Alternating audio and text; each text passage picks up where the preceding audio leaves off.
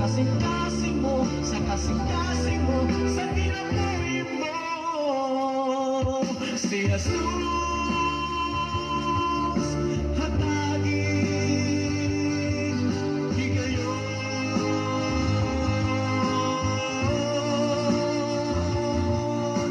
karon.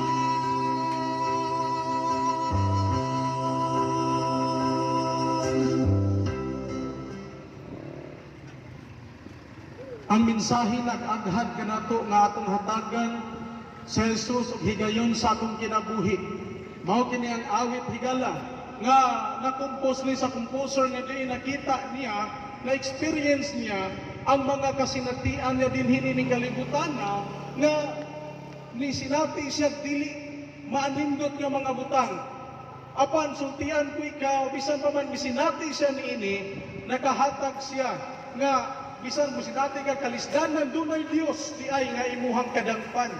Kung hatagan imong panahon si Kristo diya sa imong kinabuhi, higala nan ikaw makabaton sa kinabuhi nga dayon nagisaad sa Ginoo.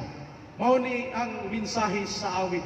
Kaya ang kalibutan walay laing gidali, kaguol o kapakyasan lang. Kinsa may nakasinati og kapakyasan sa ilang kinabuhi higala. Mahimong pakyas ang imong kinabuhi karon kung dili nimo dawaton si Kristo diha sa imong kinabuhi. Dili nimo hatagag panahon ang Dios sa imong kinabuhi. Naningkamot ka sa pagpanginabuhi, naningkamot kag trabaho, naningkamot kag negosyo, wala na nimo maatiman ang imong kinabuhi nga espirituhanon. Duna di tay kinabuhi nga espirituhanon higala. Dili lang ni